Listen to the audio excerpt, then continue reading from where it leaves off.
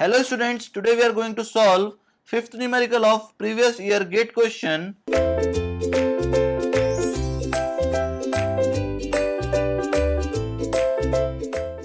Question is given as a vehicle moving at 60 km per hour on an ascending gradient of highway has to come to stop position to avoid collision with a stationary object.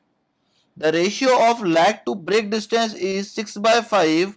Considering total reaction time of the driver as 2.5 seconds and coefficient of longitudinal friction as 0.36. The value of ascending gradient is. Now we need to find the value of ascending gradient in terms of percentage. The value of capital V is given as 60 km per hour. The value of small f, that is longitudinal friction, is given as 0.36 and reaction time is given as 2.5 seconds.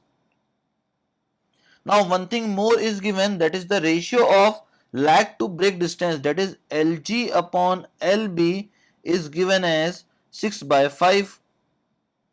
Now we know that the value of Lg will be equals to 0.278 V into Tr. Similarly, the value of Lb is given as V square upon 254 F, and due to ascending gradient there will be plus S.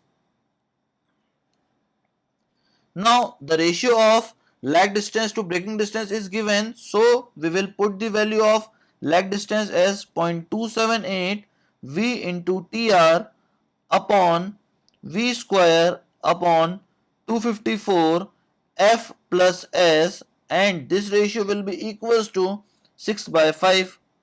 On putting the value of V as 60 km per hour and reaction time as 2.5 second, similarly the value of V will be equals to 60 square upon 254. The value of F is given as 0.36 plus S is equals to 6/5. On solving this, we will get the value of S equals to 0.0478, which will be nearly equals to 0.048, but we want answer in terms of percentage, so it will be equals to 4.8%. So the value of ascending gradient will be equals to 4.8%.